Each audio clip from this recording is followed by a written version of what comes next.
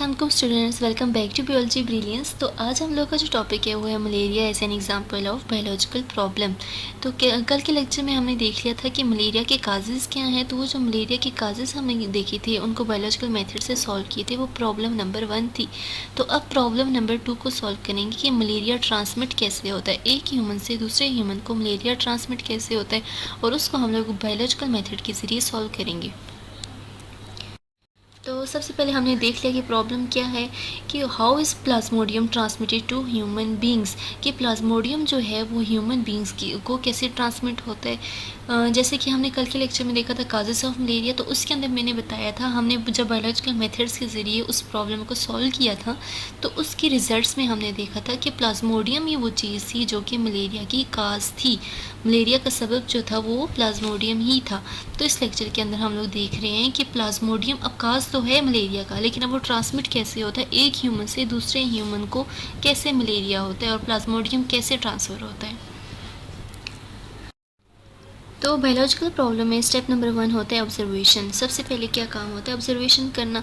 तो different scientist ने malaria के प्रॉब्लम के लिए बहुत सी ऑब्जर्वेशंस की थी।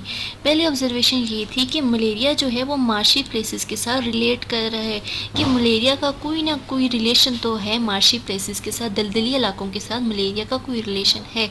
दूसरा, उन्होंने ये कहा है कि मार्शी प्लेसेस क्या पानी पीने से मलेरिया नहीं होता। और तीसरी ऑब्जर्वेशन जो उन्होंने ये की थी वो ये थी कि प्लाज्मोडियम जो है वो मार्शी वाटर में नहीं होता, क्योंकि उनको जो उन्होंने मार्शी प्लेसेस का, दलदली इलाकों का पानी पिया था, उनको मलेरिया नहीं हुआ। तो उन्होंने कहा कि उन मार्शी प्लेसेस के अंदर प्लाज्मोडियम भी नहीं होगा। ये 3 ऑब्जर्वेशन थी जो साइंटिस्ट ने की थी। फर्स्ट स्टेप होता है ऑब्जर्वेशन, तो ये उन्होंने ऑब्जर्वेशंस की थी। और उन्होंने ये कहा था कि प्लाज्मोडियम मार्शी वाटर में तो नहीं होता, दलदली इलाकों में जो खड़ा पानी होता है वहाँ पे प्लाज्मोडियम नहीं होता, लेकिन प्लाज्मोडियम जो है प्लाज्मोडियम को लाने के लिए कोई चीज़ उसी दलदली इलाके में से आती है। तो इन्होंने यहाँ पे कुछ ऑब्जर्वेशंस दे दी। जैसे कि हमने लास्ट लेक्चर में देखा कि जो साइंटिस्ट थे लेविरान ने प्लाज्मोडियम को दरियाफ्त किया था। डिस्कवरी जो थी प्लाज्मोडियम की वो लेविरान ने की थी। तो यहाँ ट्रांसमिशन ऑफ मलेरिया के अंदर जो साइंटिस्ट थे अल्बर्ट फ्रीमैन अफ्रीकानस किंग, इन्होंने कुछ ऑब्जर्वेशंस दी थी कि मलेरिया ट्रांसमिट कैसे होता है। तो उसके लिए उन्होंने 20 ऑब्जर्वेशन दी थी। उनमें से जो मेन ऑब्जर्वेशन है वो ये 3 हैं। तो पहली जो ऑब्जर्वेशन उन्होंने दी थी वो ये थी कि वो लोग जो घरों के अंदर रहते हैं उनको मलेरिया कम होता है, बजाय इसके कि जो लोग रात को घरों से बाहर सोते हैं, घरों के बाहर जो लोग सोते हैं उनको मलेरिया ज़्यादा था। दूसरी जो ऑब्जर्वेशन उन्होंने की थी वो ये थी कि वो लोग जो नेट्स के अंदर सोते हैं उनको मलेरिया कम था, बजाय इसके कि जो नेट का यूज़ नहीं करते। और तीसरी ऑब्जर्वेशन उन्होंने ये की थी कि उन लोगों को मलेरिया कम होता है जो कि स्मोकी फायर वाले एरिया में रहते हैं, जो कि आग वाले एरिया में रहते हैं, या जो जिन्होंने अपने इर्द गिर्द धुआं किया होता है उनको मलेरिया कम होता है। तो जैसे कि हम लोग को पता है कि धुएं के इर्द गिर्द मच्छर मक्खियाँ नहीं आते, तो वो क्यों नहीं आते, क्योंकि धुआं जो करता है इन्वायरमेंट को की एयर को इम्बेलेंस कर देता है, और जो कि जिसकी वजह से जो मच्छर मक्खियाँ होते हैं वो इरिटेट होते हैं और इसलिए वो धुएं वाली जगह के पास नहीं आते। तो ये कुछ ऑब्जर्वेशन थी जो कि उनको उस वक्त नहीं पता थी कि मलेरिया का जो काज है वो मस्कीटो है, तब उन्होंने ये वाली ऑब्जर्वेशन दी थी।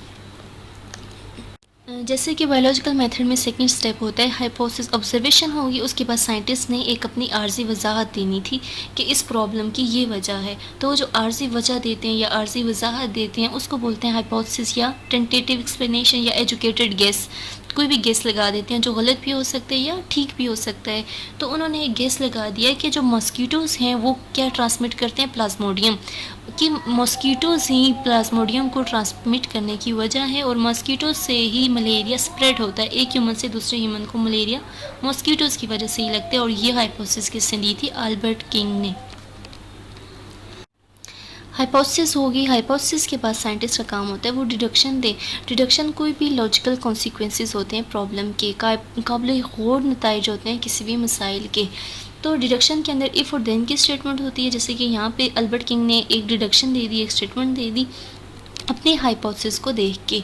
तो उस डिडक्शन में ये था कि if mosquitoes are involve in the spread of malaria then plasmodium should be present in the mosquitoes. उन्होंने कहा था कि अगर मॉस्किटोज़ जो हैं वो मलेरिया के फैलने का सबब हैं तो प्लाज्मोडियम जो है वो मॉस्किटो के ब्लड के अंदर लाजमी प्रेजेंट होगा। ये उन्होंने डिडक्शन दे दी। और मॉस्किटो के अंदर प्लाज्मोडियम जाएगा कैसे? जैसे ही मॉस्किटो जो है, मच्छर किसी भी मलेरियल पेशेंट को जाके काटेगा तो मॉस्किटो के ब्लड के अंदर भी प्लाज्मोडियम आ जाएगा, क्योंकि मलेरियल पेशेंट के अंदर तो प्लाज्मोडियम होता है ना। हमने पढ़ा था कल के लेक्चर में कि Plasmodium is the cause of malaria. तो मलेरियल पेशेंट को जब वो मच्छर काटेगा तो उसके ब्लड के अंदर भी क्या आ जाएगा? प्लाज्मोडियम आ जाएगा।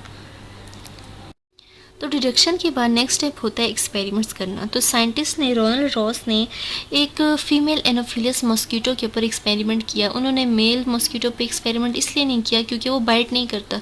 तो उन्होंने फीमेल एनोफिलस मॉस्किटो को मलेरियल पेशेंट को कटवाया और उसके बाद उन्होंने क्या किया, उस मॉस्किटो को मार दिया और कुछ दिन उन्होंने उस पर सर्च किया, ऑब्जर्वेशन करने के बाद उनको पता लगा कि उस मॉस्किटो के स्टमक के अंदर भी प्लाज्मोडियम आ गया क्योंकि उसने मलेरियल पेशेंट को काटा था। तो नेक्स्ट स्टेप में उन्होंने क्या किया कि जो इन्फेक्टेड मॉस्किटो थे, जिन मॉस्किटो के अंदर पहले से प्लाज्मोडियम मौजूद था, जिन्होंने पहले से किसी मलेरियल पेशेंट को काटा हुआ था, उनको लिया और उनको उन्होंने उस स्पैरो को बाइट करवाया, बजाय इसके कि वो हेल्दी पर्सन को करवाते, क्योंकि हेल्दी पर्सन को करवाते तो वो उसकी ज़िंदगी ख़तरे में नहीं डाल सकते थे। तो उन्होंने इन्फेक्टेड मॉस्किटो को लिया। इन्फेक्टेड मॉस्किटो का नेम था फीमेल क्यूलिक्स मॉस्किटो और उसको स्पैरो को बाइट करवाया, जिस स्पैरो को पहले से मलेरिया था। तो उन्होंने कुछ मॉस्किटो को मार दिया और उन्होंने रिसर्च की कि जो प्लाज्मोडियम है वो मॉस्किटो के स्टमक के अंदर मल्टीप्लाई हो रहा है और ज़्यादा हो रहा है और उसकी स्टमक से होते होते वो उसके स्लाइवरी ग्लैंड तक आ गया। स्लाइवरी ग्लैंड आप जानते हैं कि जिनसे स्लाइवा प्रोड्यूस होता है। हमारे माउथ में जो वाटर होता है, जो स्लाइवा होता है, वो प्रोड्यूस होता है स्लाइवरी ग्लैंड से। तो उन्होंने देखा जैसे ही जो इन्फेक्टेड मॉस्किटो था उसने इन्फेक्टेड जो स्पैरो थी जिसको मलेरिया था उसको काटा, तो उनके अंदर क्या आ गया? प्लाज्मोडियम आ गया और प्लाज्मोडियम उनकी स्टमक में आया पहले मॉस्किटो के, फिर वो मॉस्किटो के स्टमक से होता हुआ स्लाइवरी ग्लैंड तक पहुंच गया। तो यहाँ बात आ जाती है कि वो जो प्लाज्मोडियम होता है वो कहाँ से ह्यूमन से ट्रांसफ़र होता है? उनकी स्लाइवरी ग्लैंड से। तो उन्होंने क्या किया, कुछ इन्फेक्टेड मॉस्किटोज़ को अलाइव रखा, ज़िंदा रखा और उन्होंने उसको एक हेल्दी स्पैरो को बाइट करवाया। इन्फेक्टेड मॉस्किटो लिया और उससे हेल्दी स्पैरो को बाइट करवाया। जैसे ही हेल्दी स्पैरो को बाइट करवाया तो उन्होंने देखा कि जो हेल्दी स्पैरो थी, ठीक स्पैरो थी, उसके ब्लड के अंदर भी प्लाज्मोडियम आ गया। तो प्लाज्मोडियम कहाँ से होता हुआ आया? मॉस्किटो के स्लाइवरी ग्लैंड से होता हुआ आया और किसके अंदर चला गया? जैसे ही मॉस्किटो ने बाइट किया स्पैरो को तो स्पैरो के ब्लड के अंदर भी प्लाज्मोडियम चला गया और वो जो स्पैरो थी उसको भी मलेरिया हो गया और उसके अंदर क्या पाया गया? प्लाज्मोडियम पाया गया। तो ये दो टेस्ट थे जो रोनाल्ड रॉस ने किया। पहला टेस्ट उन्होंने किस पे किया? मलेरियल पेशेंट पे किया और दूसरा जो टेस्ट था उन्होंने पहले एक मलेरियल स्पैरो पे किया और दूसरा उसने हेल्दी स्पैरो के ऊपर किया। साइंटिस्ट ने एक्सपेरिमेंट्स पहले कर दिए स्पैरो के ऊपर। अब उनका जो नेक्स्ट स्टेप था, उन्होंने क्या करना था कि हेल्दी पर्सनस के ऊपर एक्सपेरिमेंट करने थे। उन्होंने इस काम के लिए क्या किया, एक मॉस्किटो लिया और उस मॉस्किटो को बाइट करवाया एक मलेरियल पेशेंट के ऊपर जिसको पहले से मलेरिया था। तो उस मॉस्किटो के अंदर भी प्लाज्मोडियम आ गया और वो मॉस्किटो भी इन्फेक्टेड मॉस्किटो हो गया। जब इन्फेक्टेड मॉस्किटो ने एक हेल्दी मैन को बाइट किया तो उस हेल्दी मैन को भी मलेरिया हो गया। तो यहाँ पर साइंटिस्ट की वो जो डिडक्शन थी वो प्रूव हो जाती है कि मॉस्किटोज़ क्या करते हैं, प्लाज्मोडियम को ट्रांसमिट करते हैं और मलेरिया को स्प्रेड करने में मॉस्किटोज़ का ही हाथ है। तो उनकी ये वाली जो डिडक्शन थी ये प्रूव हो जाती है, क्योंकि जैसे ही उस इन्फेक्टेड मॉस्किटो ने हेल्दी पर्सन को बाइट किया तो उसको भी मलेरिया हो गया, उसकी बॉडी के अंदर भी प्लाज्मोडियम चला गया। तो जैसे ही अगर हम देखें प्लाज्मोडियम क्या, जो मॉस्किटो क्या करते हैं, जैसे ही हेल्दी पर्सन को बाइट करते हैं तो सबसे पहले वो अपना सलाइवा इंजेक्ट करते हैं। तो सलाइवा जैसे इंजेक्ट करते हैं तो उस सलाइवा के अंदर प्लाज्मोडियम होता है और वो प्लाज्मोडियम जो होता है मॉस्किटो के माउथ से वो ह्यूमंस के अंदर चला जाता है, ह्यूमंस के ब्लड के अंदर चला जाता है और फिर ह्यूमंस को भी मलेरिया हो जाता है। ये बात साइंटिस्ट ने प्रूव कर ली थी यहाँ पे।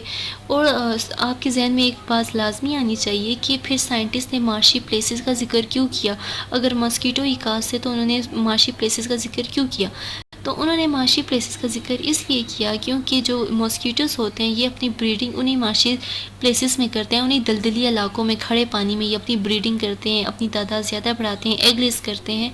और जितनी ज़्यादा इनके बच्चे ज़्यादा होंगे, इनकी तादाद ज़्यादा होगी, जितने ज़्यादा मॉस्किटोज़ ज़्यादा होंगे उतने ही ज़्यादा मलेरिया के फैलने का सबब ज़्यादा बनेगा।